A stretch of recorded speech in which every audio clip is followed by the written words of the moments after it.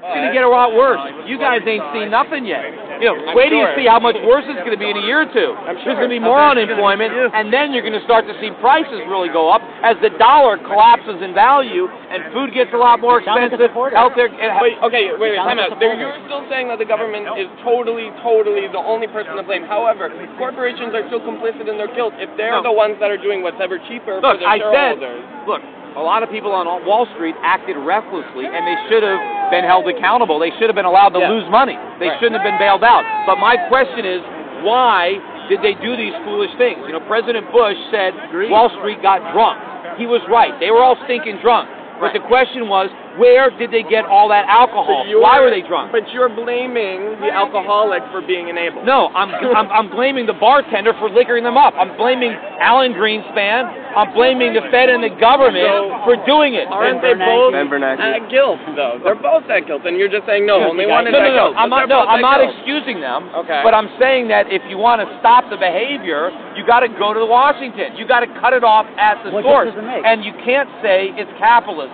If people are saying capitalism is failing, it's not working, we haven't even tried it in decades. We need capitalism. That's what does work. We know that works.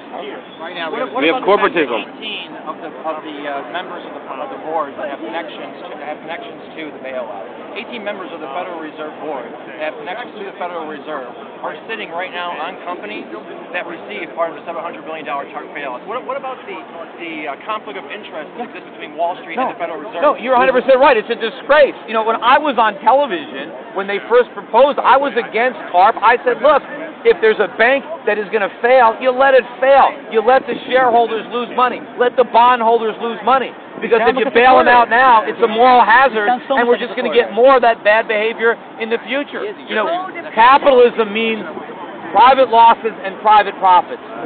It doesn't mean private profits and socialized losses. Explain to them that's exactly what we're saying. And the Federal Reserve, can you help educate people here as to why we believe there's a conflict of interest between the interests of Wall Street and the Fed? Well, the problem is the banks are keeping interest rates artificially low to prop up the speculative activity on Wall Street. What we actually need in this country is higher interest rates, not lower interest rates, because that'll take the money out of Wall Street, put it back on Main Street. Businessmen can't borrow money at these low interest rates. It's all going to the government through guaranteed debt, through the treasury market, through the corporate bond market. There's no real capital available for Main Street, but if we let interest rates go up, number one, people will stop spending and start saving again because they can get a decent interest rate on their savings, and there'll be more capital on Main Street to fund new businesses, to produce things here, to hire people here. But of course, if we want to do all that, we need to get the government to repeal a lot of the rules and regulations that have artificially increased the cost